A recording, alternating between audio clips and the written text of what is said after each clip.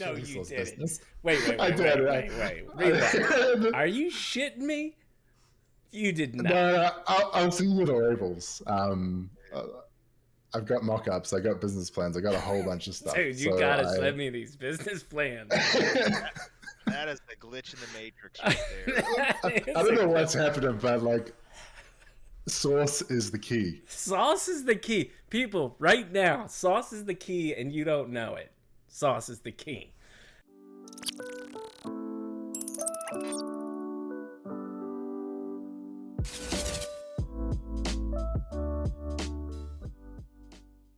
What up, folks? How you all doing today?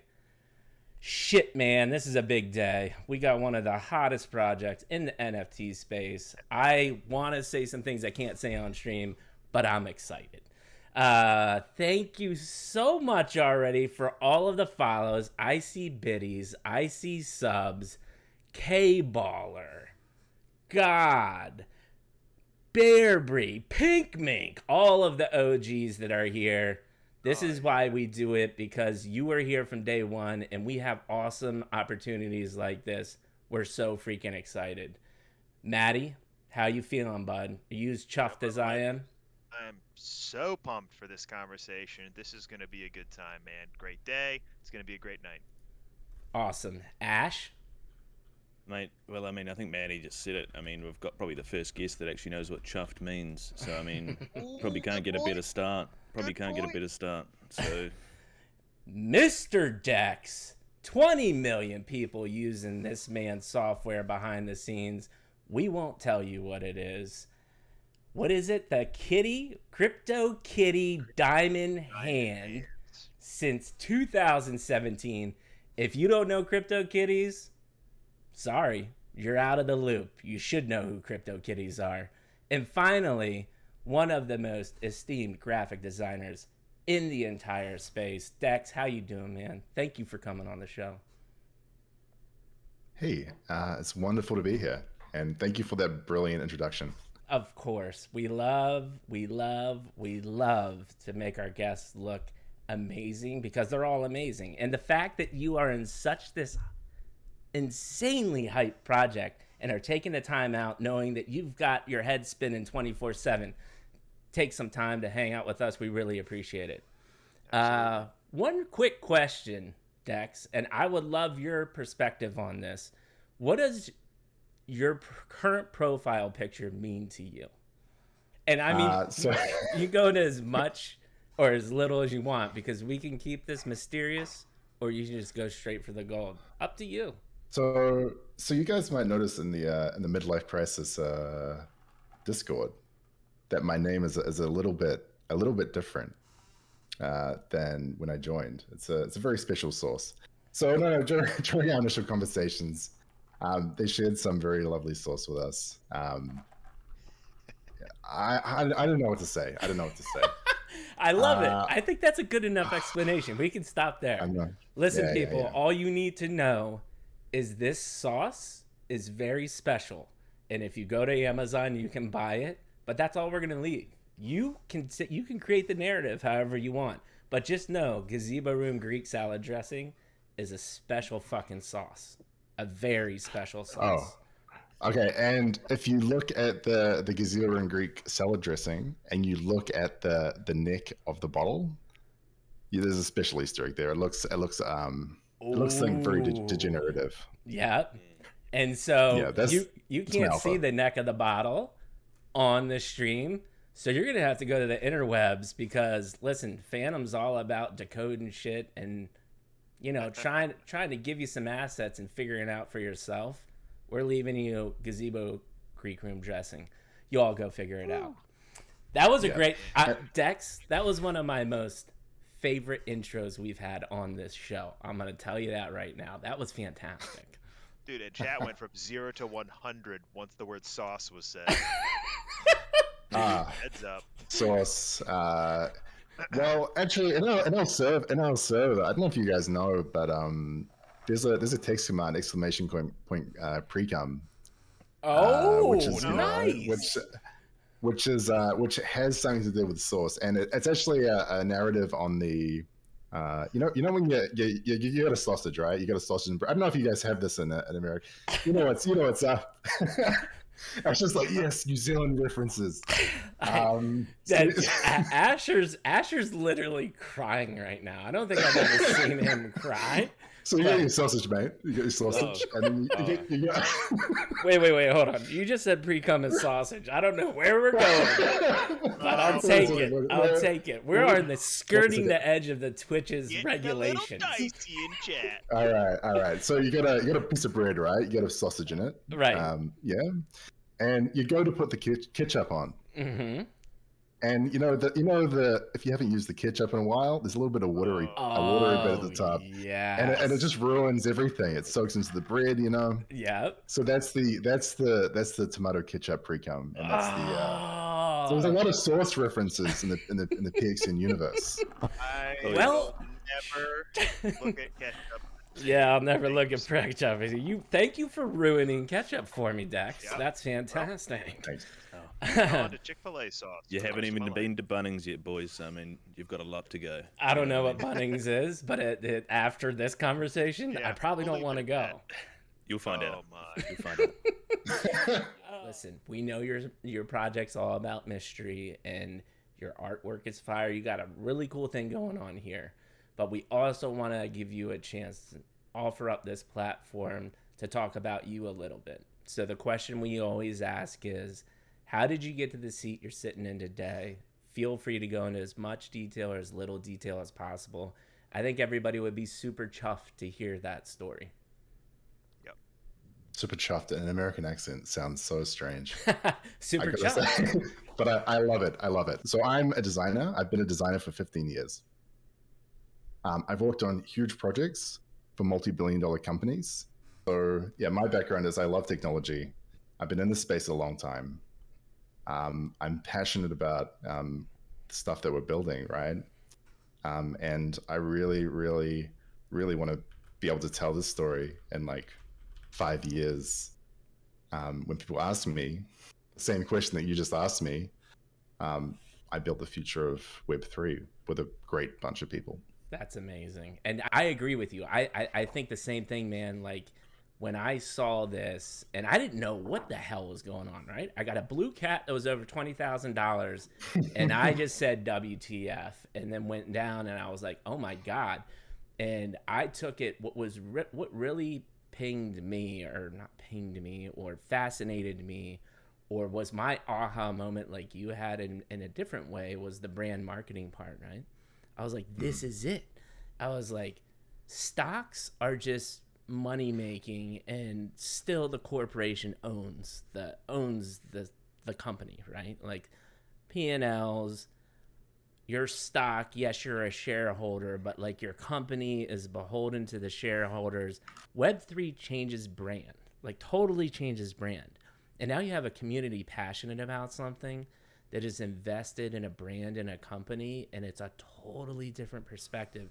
And that's going to revolutionize, because you're no longer dealing with these corporate entities. You can deal with a small community of 50,000 people and make a ton of money and do really cool things. Like, that gets me excited. What do you think? Actually, you touched on something really interesting there, right? So that small community thing, like the dichotomy, like we're getting a lot of people reaching out to us, right? And they've got audiences of 1 million, 2 million, 3 million people, and they're like, we want to bring you to our audience.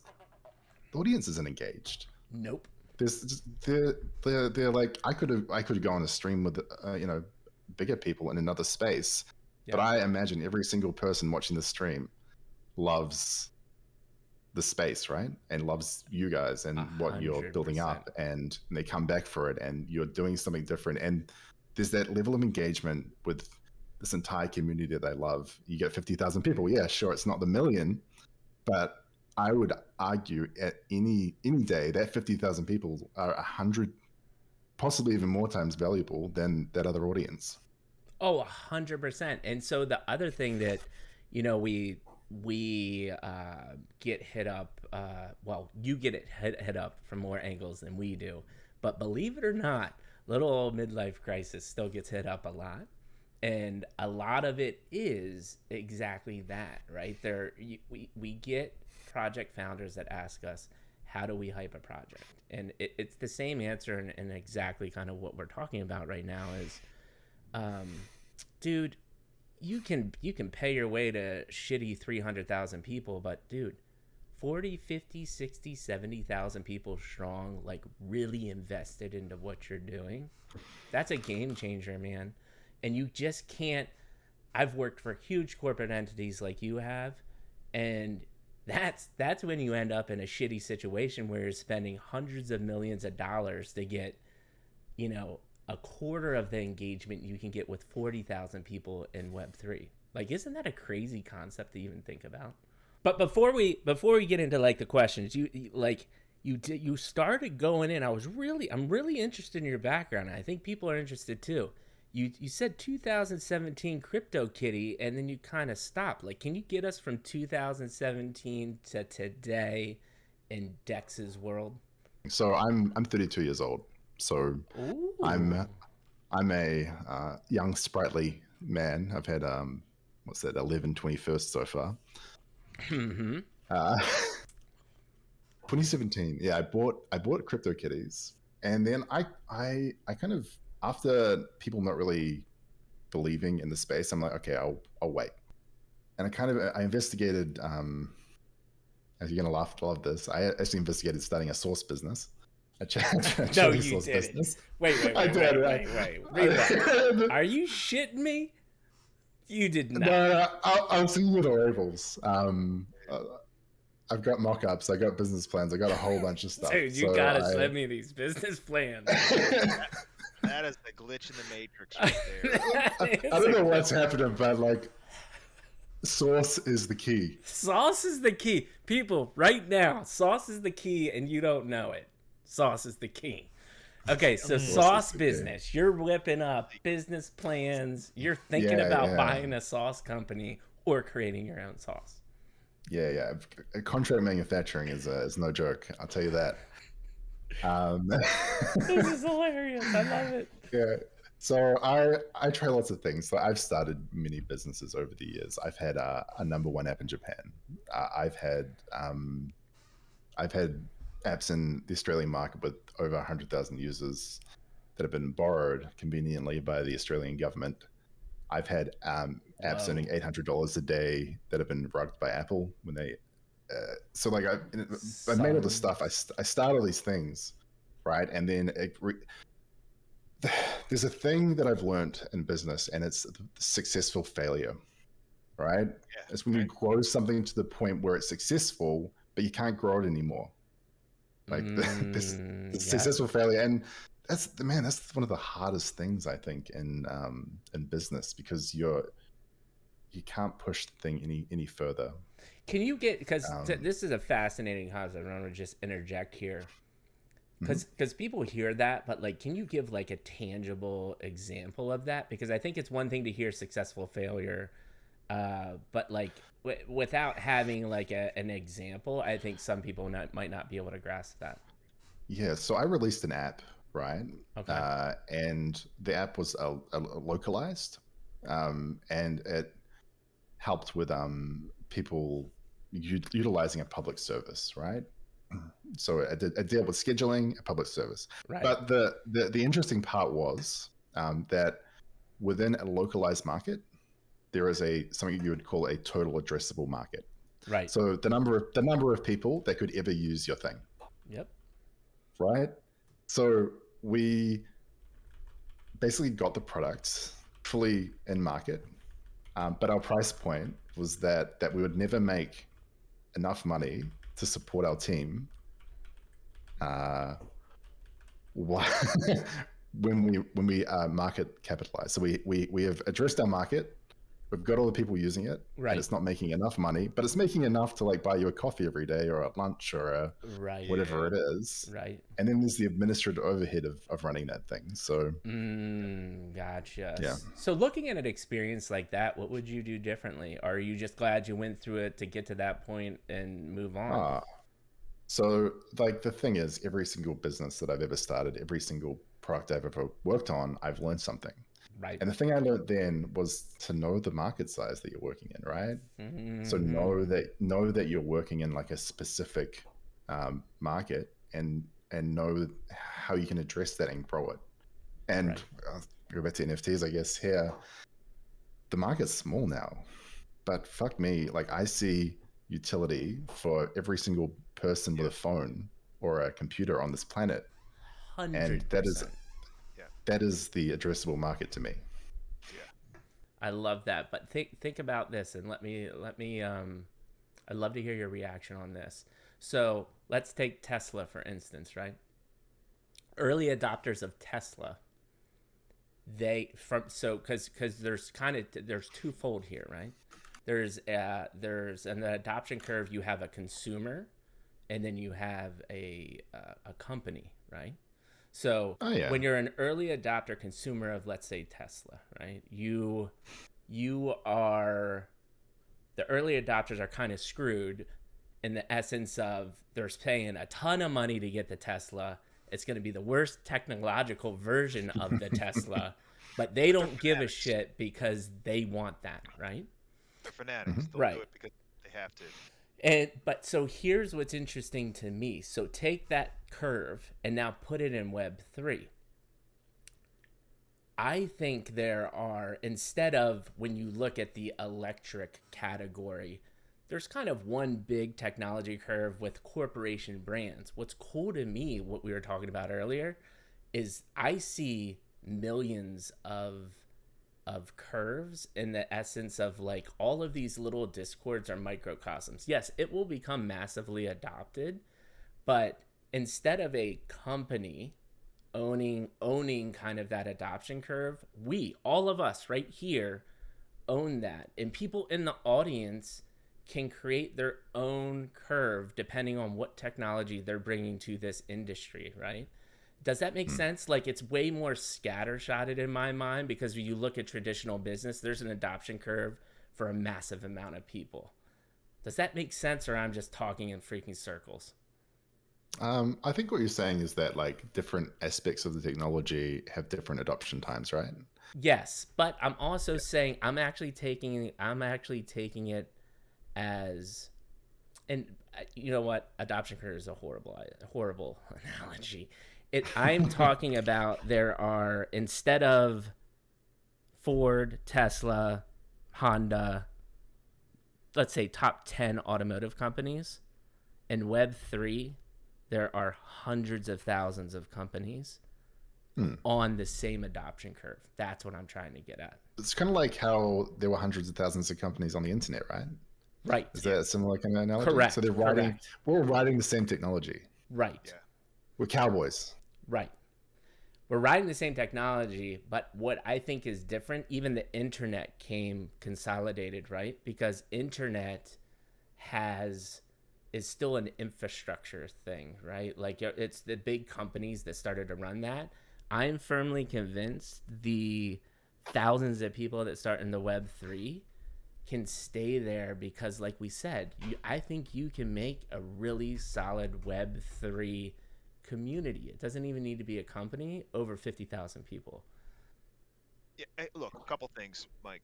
You always love the analogy of microbreweries, right?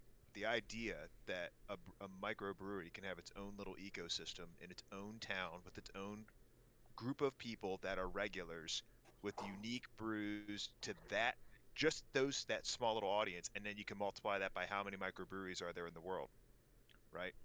And all of them can be different, simultaneously brewing beer, excited about the same concept, doing their own thing autonomously, right? Yes. And so, I love that. how does that compare to an Anheuser-Busch or a Miller, right? And when you think about that, the craft brew, and you use that exact example. That's what I'm saying.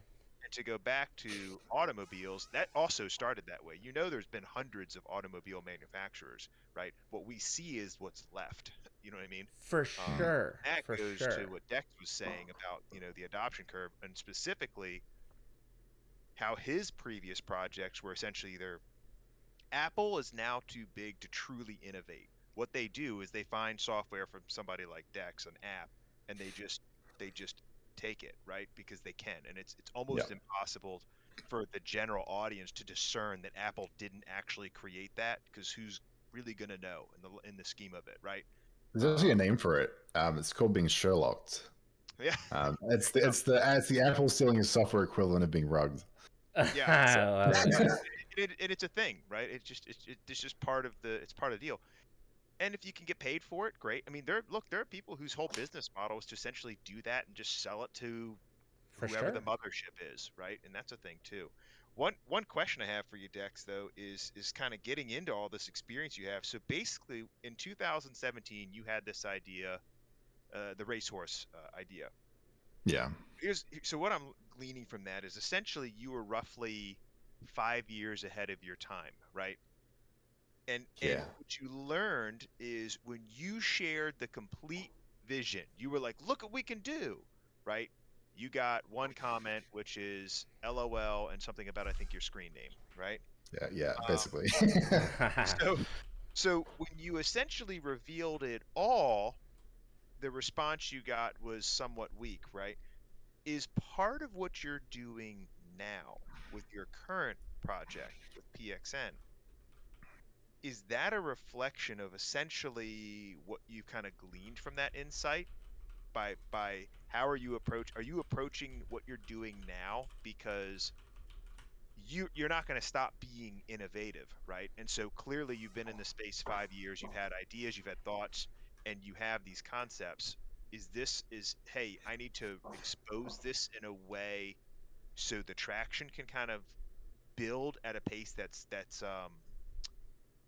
essentially that the market can sustain, right? Because it just wasn't ready for your idea 5 years ago. Is this a product of that learned experience? That's my question.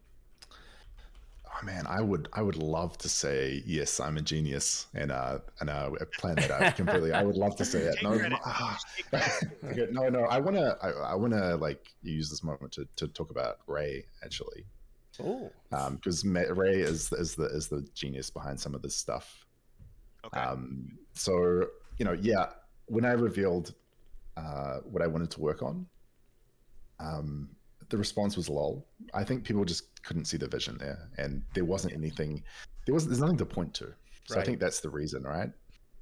But the pacing, the marketing, all of the stuff that we're seeing right here, the way we reveal product, the way we look at things, all of that is orchestrated by Ray.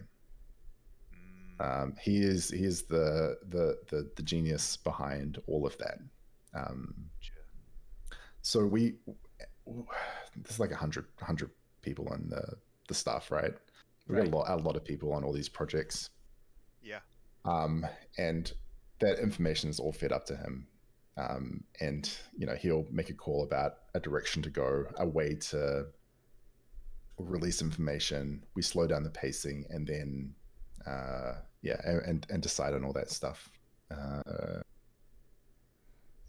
But oh man, every time I think back to that 2017 moment, I just get heartbroken, because sure, I actually invited one of the same guys to work on PxN. That said it all there. So that's a great point. The pacing and releasing information to public. So I've actually designed some of the print aspects of some of his products before. Oh, okay. So that's how he kind of knows me. Outside of that, we're friends, right? We go to Korean barbecue and all that fun stuff. yeah. Drink some beers, eat some food. Yeah. So we got a friendship, and he's like, I remember the day he's like, hey, do you want to come work on this thing I'm doing? I go, what is it? And he goes, well, I've just about to mint or ship Nanopass, this NFT thing. And I come in the room and I'm like, you're fucking not going to believe this. And then I'm showing my crypto kitties. So you didn't even know you both were No, you don't. The thing is, you don't, because we sit in our like bedrooms for 27 hours a day, looking at discords and stuff, right? There's no like knowledge that you're in the same space, and we have aliases, right? So like, yeah, you know, you guys are hanging out, you know each other in real life, and then Ray nonchalantly says, "Hey, you know, I got this NanoPass thing. You thinking about helping out?" And you're like, "Oh, yeah, heard of that." yeah. So he goes to me. He goes, you know, I've met all these great people in the space. We have these things called phantoms. These people called phantoms. Sorry, not things. People aren't objects. Dex. Yes. Come on, Dex. The sauce is getting to your head. So much sauce. 100,000 people, 50,000 right. people, even 10,000 people, right? I can't make friends with that many people and utilize them and provide them value and let them grow or make money or whatever it is in the space. But I'm pretty sure I can get to know 100 people. And I'm pretty sure that it's not a pyramid scheme, I swear. Sounded like a pyramid scheme already. Can get to know 100 people and provide value for them, right? So that's why we have within PxN, we have a leadership structure, almost militaristic style of, you know, our regiment leaders, who are the Phantoms, all leading a group of 100 people. Mm-hmm. Yeah, so that's the pitch he gave me. He was like, I've got this one, I've got another one that I kind of want to do. And I said, I need to do this with you. Right. This is the one that I need to do this. And he's like, oh, you know, what are your rates? What are you blah, blah, blah. And I'm like, no. Look, I've been in this space. There's only one way path for me. And that's like, we've got to go equity. Because I want to be 100% invested, because I know you guys are entrepreneurs and you know the effort it takes to build this stuff. Like, I'm working 16 to 20 hours a day at the moment. And, you know, taking this time out is incredibly valuable. I want you guys to know that as well. So yeah, it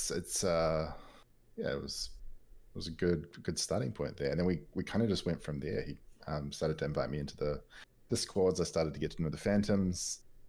And then we started the struggles of trying to hire and find teams. And he already had artists on board, but we're building a digital product, right? We had to hire software developers and designers that kind of didn't do any work, so I had to do way more work. And then yes, the whole gamut of leadership that we had to establish. And yeah, even finding the CTO at X4 was the next stage after that as well, and introducing X4 to this is actually, I love this because X4 is someone I have known for 15 years and tried to start a business with, and Ray is someone I've known for 15 years from a different walk of life, from a different side of the planet, and I've bridged this network of people that I've made stuff with before, to work on this thing, and it's really exciting for me, and I feel like I've brought my family together,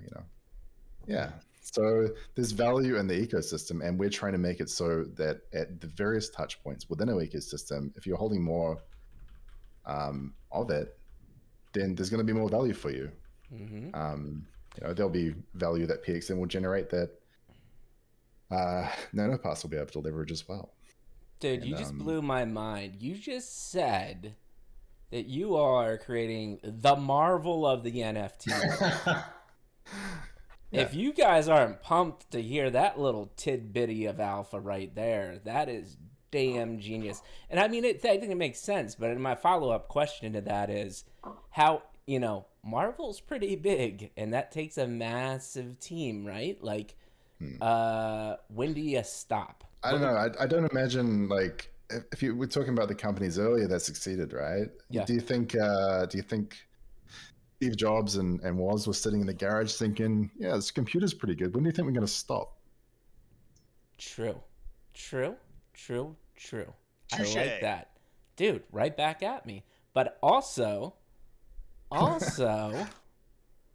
when do you scale so much that you lose the magic? I shit you not.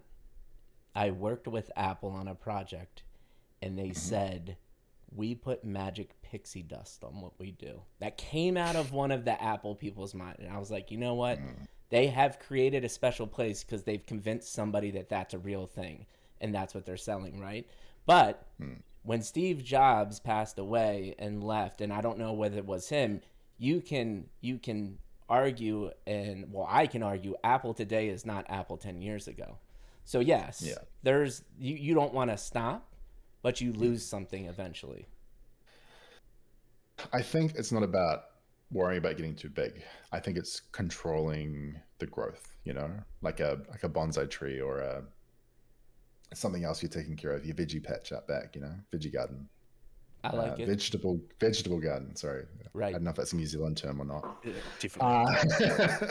No, vegetable garden is a thing here. And you gotta grow it sustainably. I mean, you've probably seen that with our Discord, right? We're not growing it exponentially. We're making sure that people have time to get to know each other. We're making sure that it's not, well, it is a spam fest in the slums, but we're trying to make it so within the distinct communities within the place, like it grows at a sustainable rate, and that'll be the same for our products, right? Right. There's limitations, and there's ways that we need to grow just because of the state of the market we're in. But we're not just going to blast the volume to 11.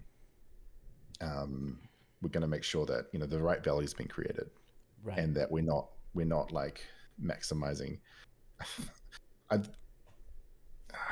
Ray said to me at one point, at one conversation, he's like, "I'm afraid to take too much money." He wants to take the right amount of money from Mint when we're talking about it. Yep. And because you get into a really bad situation if you grow too much or take too much. You gotta know what the market's doing. You gotta know what people are doing, and you gotta modulate yourself to that. And if you ignore that, you're not tuned in. I don't think you can be successful if you're not listening, if your ear isn't to the ground. And like, people take advantage of it. That's another thing that we get hit all the time with is I can't offer anything in NFTs. And I'm like, that's bullshit. You're telling me you don't have any skill. Guys, we need community managers. We need mods. We need devs. We need artists. We need executive assistants. We need people that can do logistics. Literally every job that exists on this earth is in Web3. You just need to figure out what you're good at. And this is one of the hardest parts in life. And listen, whether you hate him or love him, Gary Vee repeats himself a lot, but he has some very good, very fundamental lessons. And I think the number one lesson, and I cannot stress this enough, is find what I like to call your superpower. My superpower, hands down, brand, building people up, creating genuine connections in a very quick amount of time. I am convinced I can create a genuine connection in a week, which might take someone 3 months to build. That is what I do well. And I am fortunate that I have found Web3, which is based off that. You know, let's be honest, right? These NFT projects, if you people think it's art and dev, you've got it wrong. It is 80% community and relationship building. So fortunately, I knew that. I saw that early. I went the mod route, and you know, shucks, I have a 20+ year design and art experience and branding experience. So it's just a match made in heaven, right? But what people are not saying enough is flip the narrative into, I don't have the skills. Change that narrative to, what is my superpower? Now, how can I go tackle at Web3 and apply that? What do you think about that, Dex? Does that make sense? What is my superpower? Yeah, that's I love that. So I've got a philosophy within startups and business, right? Which is similar to this is the personal one. I'll come back to that. But I say, what is the unique thing that you can provide that no one else can to start this business? Like there's a single thing there that you have that will make your business succeed. And I think it's the same for people, right? Like if you know what you want to do, like I told you before, I work 16 to 20 hours a day. If you're not good at what you're doing for those 16 to 20 hours a day, Right.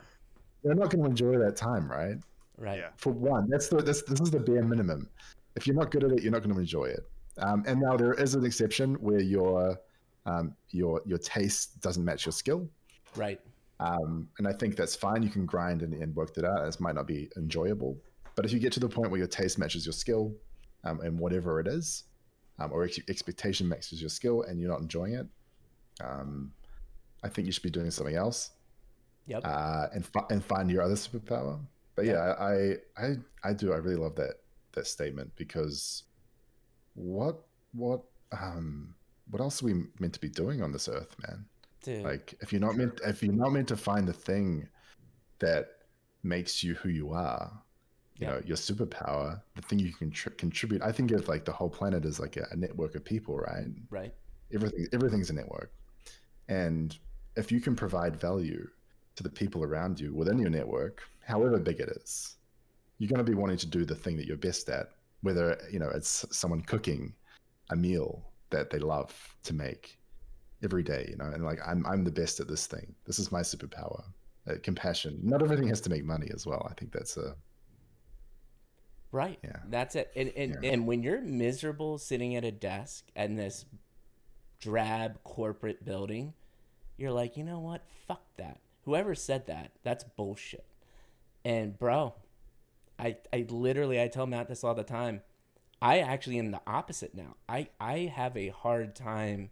I get yelled at by my wife a lot because I don't feel like I'm working. Like I actually found something that I'd rather do more than play video games. Like if you know me, like Matt does from 4th grade, like, bro, I shit you not, I have had every console other than Neo Geo and Jaguar. I had the Sega CD. I had the Sega Genesis 32X. I had freaking what is the Intellivision? I had Atari. I mean, I had it all, right? But I found something that I love more than that. And then getting to meet people and doing amazing things like we're doing tonight. Like, dude, dream come true. I hit the lottery. I can go to sleep happy every night, man. Dex, let me ask you a question. What is Project PxN's superpower? Ooh. He did say Spider-Man before, but I mean, I know that's not a superpower. I think that's the source. I think that's the source coming through. But wait, Matt. Matt, that's a Spider-Man. great question, but we didn't. I think we need to back up because the question before that is, Dex, you did not answer what is your superpower. Then Project PxN's superpower. My superpower is something someone might not expect. My superpower is kindness. I love that, dude. So Awesome. Chat like that. A lot of hearts coming up.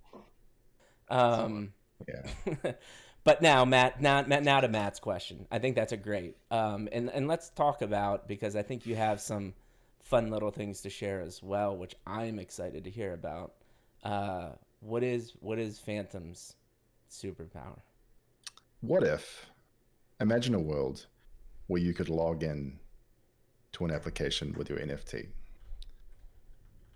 Now imagine a world where, I don't know, like you already do, communicate with all the people that you know and love, with that NFT that represents you in a safe environment. What if you could chat with them? What if you could connect to things and people, like the Web2 platforms that we already use, know and love, but that has a little bit more security, that you don't need to authenticate with third-party tools, that you don't need to risk losing your entire wallet over authenticating and identifying yourself as a person. And what if you could switch and change that representation and build and engage with the community around you, all in one single place that you logged into, authenticated with your MetaMask wallet, represented by your PxN or perhaps even other NFTs in the future in a web environment.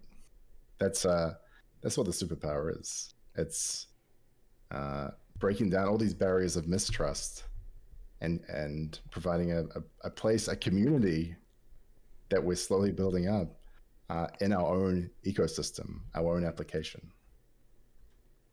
So, can we actually break that down? That is an amazing superpower. But are we going to keep it mysterious, or are you just going to straight out come out and say what the utility is word for word? Or are we going to keep it mysterious? I whatever you want. I'll take your lead. Brought to you by Gazebo Room Greek Sauce. Wait, we still. I love the plug. No, I want to explain this to you guys. I'm just trying to think of the words, because this is the first time that anyone's hearing about this. So, when I talk about the problems, right? So I want to talk about the problem first of Twitter, right? Mm-hmm. Twitter has these lovely hexagon avatars. Yep. That represent you, but you can just upload and transfer a NFT to another wallet and then use the hexagon avatar and represent yourself as someone you're not. Sure. So we want to make sure we have a constrained list of trusted projects, obviously starting with only PxN as a representation of you as an individual owning that asset in a web-based chat application. Right? Right. Also, if you own other things, if you own other NFTs, you will be able to join and communicate with your peers that are fellow owners, right? So there will be trusted spaces authenticated by your ownership. Well, you know they're the owner of that wallet or that NFT asset, right? Yeah. And they're representing themselves as that. Yeah. So, like right now, so anyone can pick up an avatar and drop it into Discord. Anyone can whack the avatar up in Twitter. I know it's like there's a little bit more trust on Twitter, but you're going to know that you're talking with these trusted people. And the main thing I want to do that I want to stress here is you're not integrating with these bots. Like Discord has this thing where we're linking out to all these bots and all these mistrusted services, right? We want to create trust. We don't want people to lose their bag because they had to click on something to verify their identity.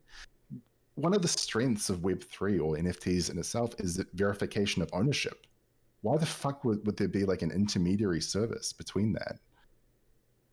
Right? We just want to, we're literally just looking at the strengths of what Web3 can provide. Right. And transferring that into the behavior that people are already exhibiting, and providing a space where that's safe to do so. Right. I love it. And so you, as Phantom Network, not only are going to give people who get a Phantom and eventually more NFTs in the future the platform to have conversations with authentic people, but you're in charge of building the technology behind that as well, right? Yeah, definitely. And it goes back to what you're saying before as well. There's community is at the core of this, right? For sure. The connection between people and how they form and build relationships. We want to make sure that our platform provides a place where people can earn money. They can do their jobs. We can find people that, you can advertise for artists, or you can say that you need something within the Web3 space in a safe environment, right? You are known as that person that can do that. So there's all these spaces for opportunities within the space. That's the first time we've actually talked about this piece. This is one of our pieces of core utility there. So yeah, and if we were to boil that down, right? You are striving. Phantom is striving to create a space and essentially build trust in a space that it's very difficult to trust in. Okay, a platform for space. Okay, a platform that can be built on trust as opposed to some of the current I mean just the current space as a whole. I mean NFTs as a whole, like you just said, people are scared to click on links, Mhm. if you send a tweet saying that you just got scammed, the next 10 messages as a reply to that tweet will be scammers with more scams. You know what I mean? Saying, "Oh, let me tell you about my friend who's a Yes. hacker. He'll get your money back." Scam. And for a person whose superpower is kindness, you're saying Phantom can do better. That's essentially what I'm hearing. I'm saying, okay, the reason that I got on board, we talked earlier about how we got on this conversation with Ray. And when I started to re-indoctrinate myself into the community, I'm like, Twitter's doing nothing. Discord's doing nothing. No one's doing anything for us. So we've got to do it for ourselves, right? I love this. Gosh, I love this. Serial entrepreneur, thinking for yourself, making shit happen. That's what we do, right? You now have the opportunity to literally change the game. And what it is you can create a codified social network, but guess what? You're not and I hope that you and Ray talk about this at nauseum, because I think this is really a game changer and it needs to change. The world and people's health are really getting hurt by these platforms right now, because they have the smartest engineers that are getting paid the most money in the world to figure out how to keep on scrolling and clicking on buttons, right? But if you create a platform that is as interesting as that, but how about you just make features that benefit people? Link up these mysterious avatars and do something that's a little bit better for your health. Go for a walk, go for a run. I hope people realize how bad this stuff has become, and I just want to just throw it out there because it's definitely something I think you should think about as you're building a social platform. So there's a strategy that a lot of executives use and a lot of app manufacturers use called Hooked, and they use it to train the dopamine receptors of the brain, and I think it's draining all of us a lot. Yep. These that's what they're all doing. They're all leveraging this stuff, and the reason they're doing it, they want the engagement, they want the eyeballs, because there's advertising there. The more eyes look at things, the more money they get, right? Yep. The fundamental model is broken. Yep. Like and that's why everyone's exhausted, because they're basically, if you were to put this as a system diagram, they're draining your dopamine for money. Yep. Yeah. I'm just excited to build a space that's mitigating all of the problems that people are experiencing. Like, right. We want to listen, and I think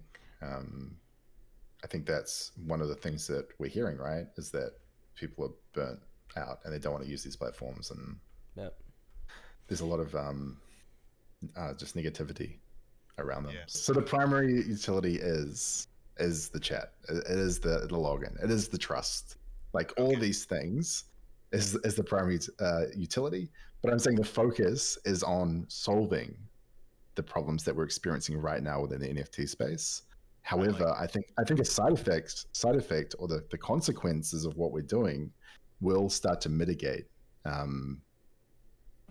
all that other stuff that you're mentioning, is the problems that we see within these social networks, because we don't see it as a social network, right? But I guess in some way it is, of course, but it's we see it as a community, right? A community where people can come together, and it already exists, but like the community exists in this fragmented kind of way across all these different Web2 products that aren't doing anything to solve the problems. For most of my life, I've moved around. I told you I moved to Vietnam, all these kinds of places, right? And you know what? I have never felt at home anywhere, not even where I was born. I feel at home, you know? And I feel like I've been constantly striving for that my entire life. Really? And then, yeah, definitely. And then you come to the space, you're like, oh, there's money in here, right? I think everyone thought that initially. That was your initial the way you came in with that cool cat, $20,000, right? Yeah. For crazy.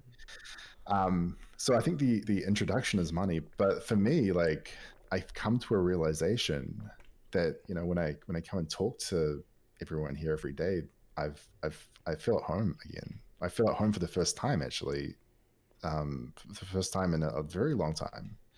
And I think this is it. In a place where these, you know, Web2 companies made us feel extremely disconnected from each other, pushed us against each other, and then we have like our own communities where people are so divided, especially these days during COVID, right? You can't really even interact with people or see their mouths, let alone like you know, be something. And then all of a sudden you're talking with these people that you know, are doing the same thing as you every day. Yeah. And it's like you've come home. Yeah. And I think that's why these communities are becoming so successful. Man, I don't think I've heard anybody put it that way. And I think 99% of us, you were going to feel that way. Right. Dude, the people that made friends on Hate Beast, I'm sure that, like, there's probably not a majority, but a large percentage of those people that if they met in real life under normal circumstances, they would fucking hate each other. Like, let's be honest. They'd be like, oh, you believe in what? And they'd be like, fuck you. But they met on Hate Beast, and now it's just this magical moment. And, like, that's so special, you know? So what you're saying is the real NFTs were the friends we made along the way. Oh, holy shit. That's a t-shirt, folks. Dude, my hair's just raised on the back of my neck again. Can we coin that? That is some emoji Can we make it Can we put that in Phantom lore somehow? Listen, my two asks are that in Phantom lore along with fucking sauce and gazebo room Greek dressing. So many sources. Oh my god. There's so many sauces. We got 2 source commands in the we got more source commands. Dude, can you please? I want to be able to come into your chat one day and I write _ gazebo room dressing and something happens. Okay. I think we can make that happen. Send me a Hell message yes. after, you know, just be like, remember the gazebo. Remember what as long as gazebo is in there, I'm happy. Just something a sponsor asked for, but you know what I mean. Dude, this is such a phenomenal conversation. But yeah, Chat just said non-fungible friends. Non-fungible. That's lovely. That is lovely. But yeah, I mean, those are really and it's cool. Back to what we were talking about earlier is like Web3 really has the opportunity to bring things full circle and smash all of the shitty things that Web2 has done to us. And I think that's another thing that I feel that. And I think a lot of people in Web3 feel that, and they want to do it because it's the right thing to do. But again, man, I'd love to hear your thoughts on this. Looking to the future, when do you think that disappears? Is it when the meta comes in? Is it when the meta Facebooks of the world, the Googles, the Amazons, do they ruin it? Does it last forever? What does that future look like to you? Man. Okay. I'm not going to answer your question directly. I'm going to talk about how I see the system of this working. I love it. Because I think this is very human, right? You go back to the very dawn of mankind when we started coming together. We would come together and form relationships to build a tribe, to hunt and do all the constituent jobs and responsibilities that we're required to do, right? Right. And then you go forward, you get a group of men together to go to war or to do that. You come together, you form a community, and then you go and complete your task, your mission, whatever it is. Even if you have a friendship group somewhere, right? You all come together to perform the task. You all go out and do your individual things.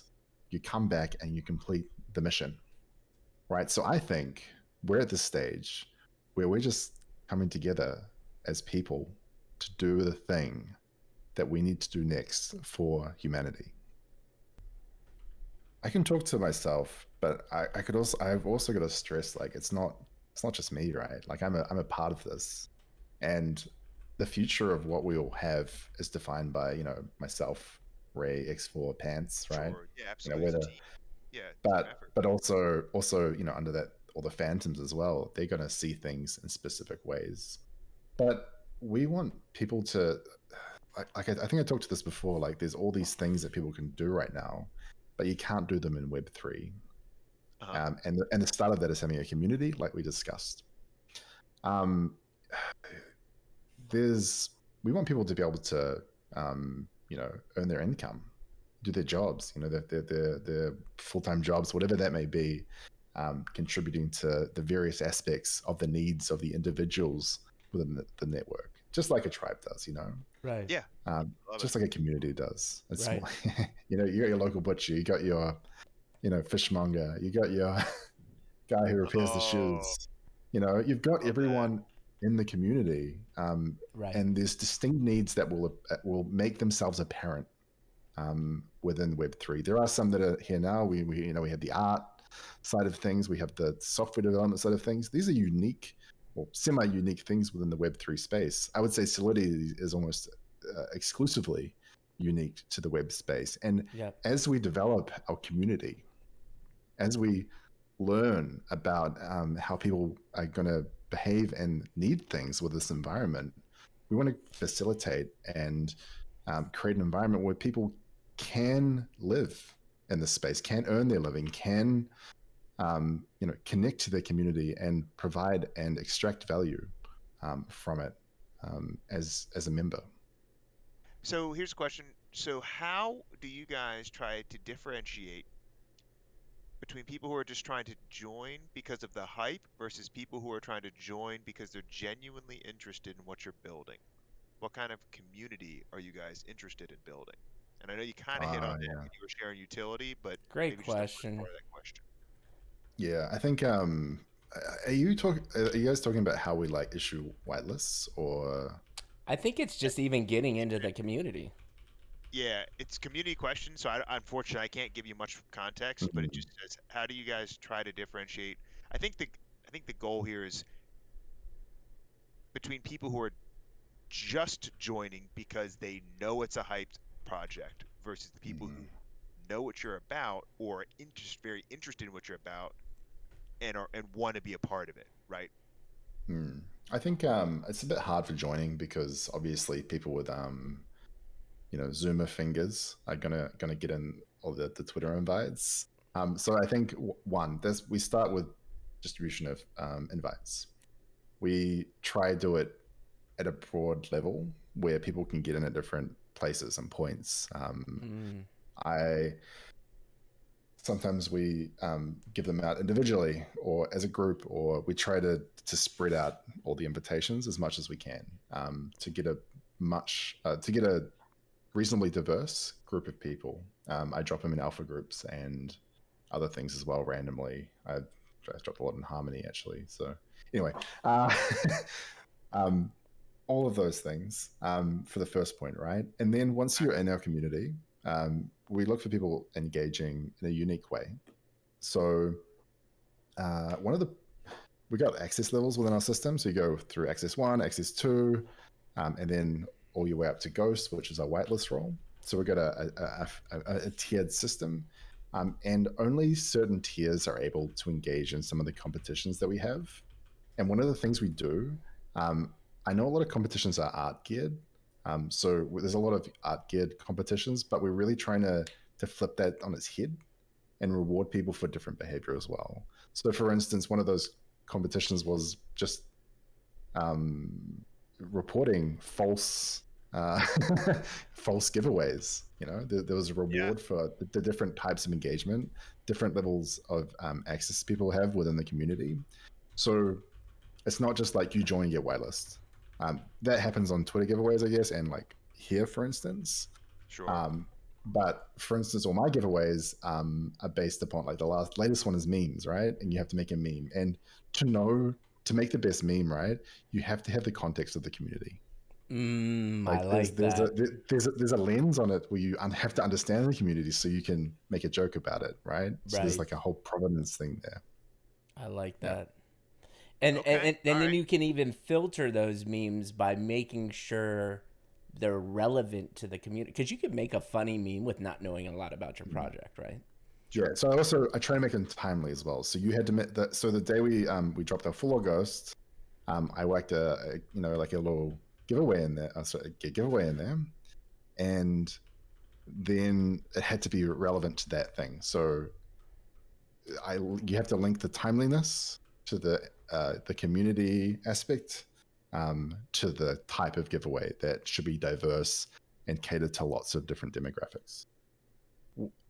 These people, what do they want out of the space? What do they want out of NFTs, right? Like we all get in here because we want to make money. Like that's the first port of call. Right. Sure. And then there's the next part, which a lot of us have experienced, and we talked about it before. But are these people engaged in the community?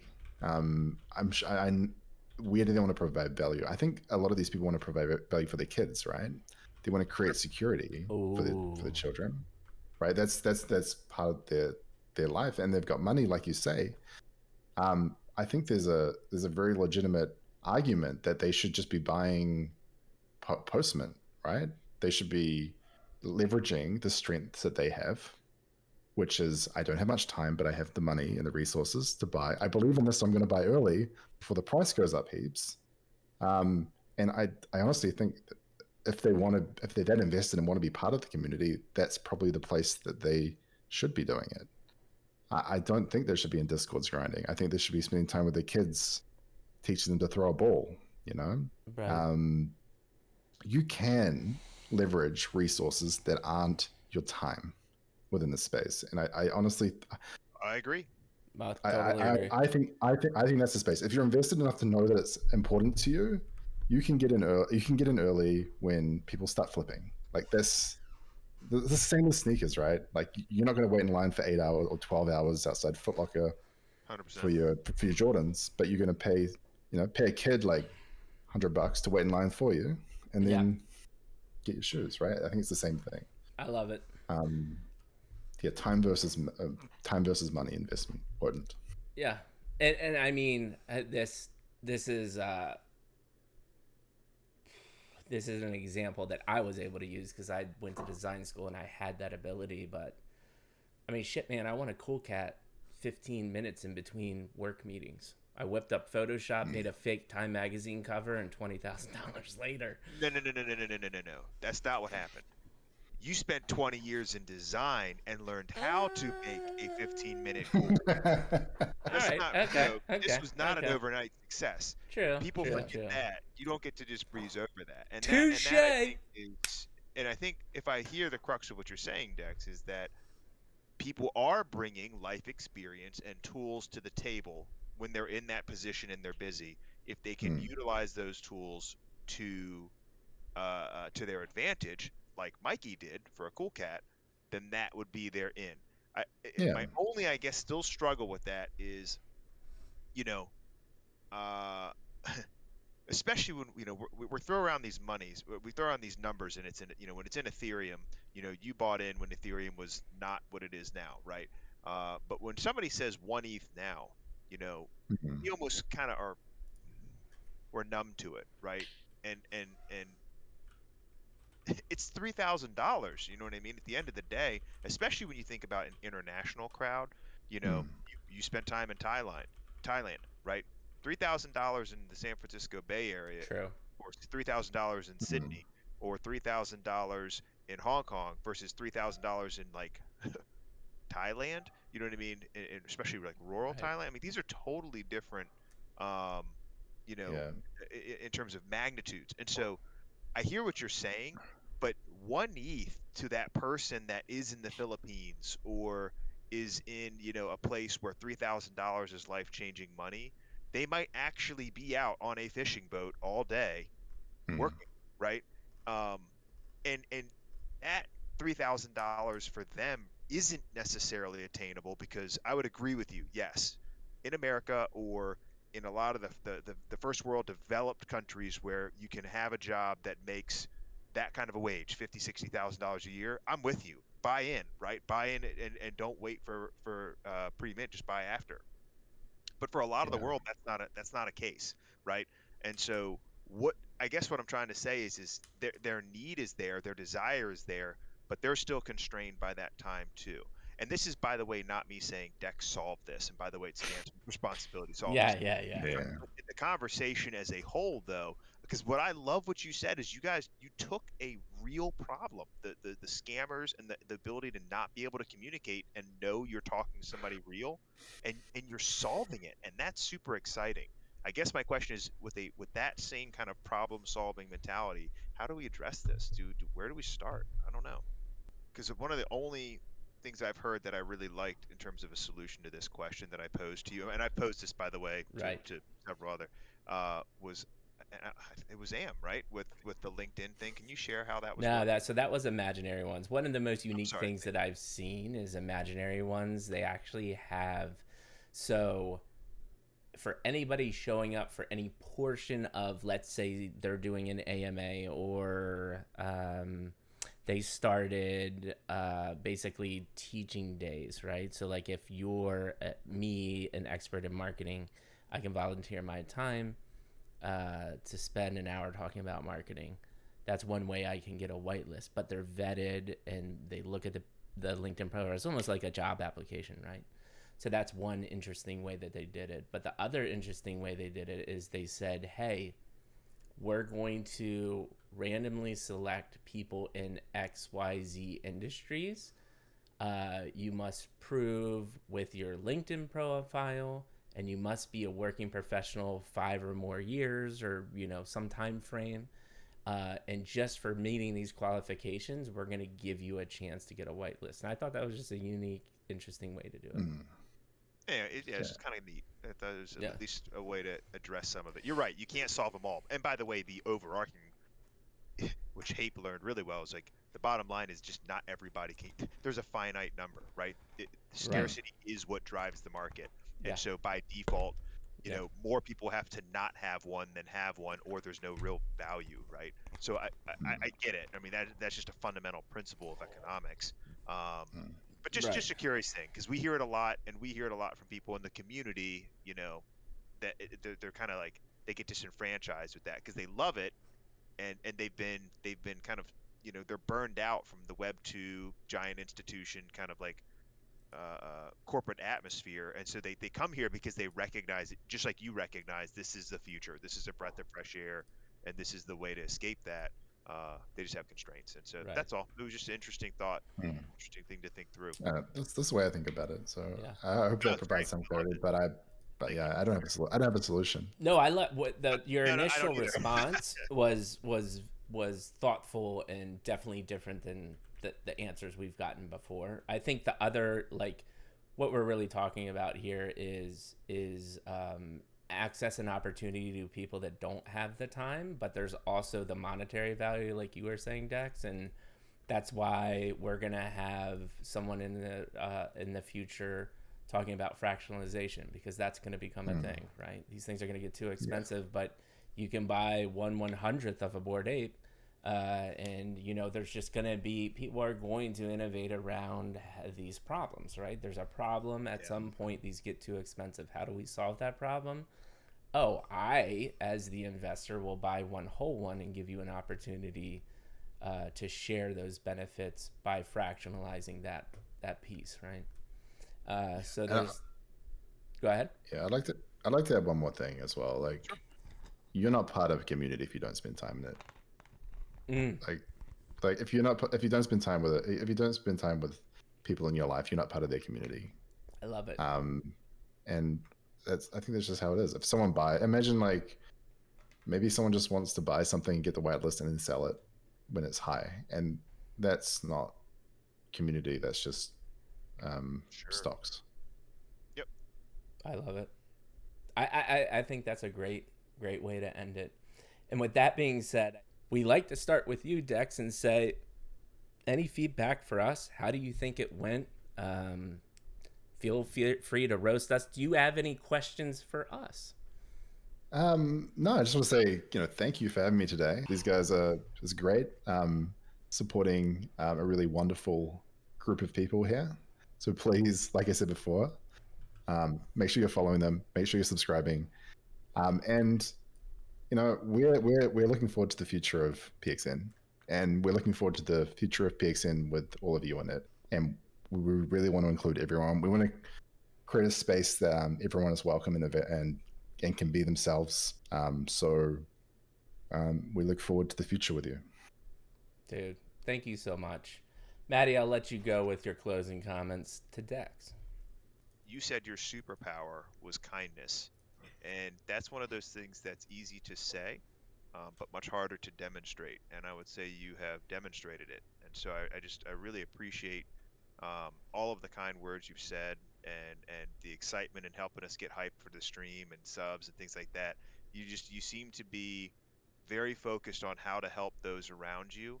And I can't imagine a project not succeeding if that is indeed your focus. And I just think the quote of the day at this point is going to be a T-shirt, and that is that the real NFT is the friends you make along the way.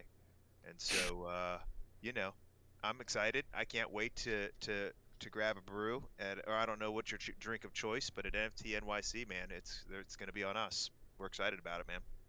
Thank you so much. Thank you. It's actually a bottle of sauce, and it's gonna be the drink. We're just gonna chug. You're gonna chug the gazebo? All right, man. Just gonna chug the gazebo. It's that good. I'll do it with you. I'll bring 2 bottles. How about you, Ash? Thank you very much. I really appreciate it. For sure. How about you, Ash? With a little bit of spare time I had last night, I watched a little series that I hadn't seen in a while. It's called Billions. Great show. And a little saying from there is it's an STD, which is this is a sure thing, dude. So I mean, it's been an absolute blessing. And I mean, friend for life. I mean, as I said, we're going to be flight pals on our way to NFT NYC. So I mean, I'm definitely talking to you about that because I'm like, can we even leave the country? But I mean, if you're going, I'm going. I mean, Kiwis are flightless birds, right? Yeah. True story. I didn't know that, but I learn everything. I learn so much from Asher every stream. One thing that we pride ourselves on here too is and it was coined by Steve Jobs, but I can tell that you think deeply and you think differently, and that just makes such a monumental impact on projects, on your community. We didn't even get a chance to go into the website, just that the design, the thought process behind everything that you've done, how Ray has turned NanoPass into literally a real company in the right way. Dude, tons of admiration. We can't wait to continue the conversation. I hope we can grow together, man. Continue to grow together, because I think this is the beginning of what I hope is a long, fruitful relationship, man. Yeah, like I said, we're early and we are growing together. Yeah. This is it.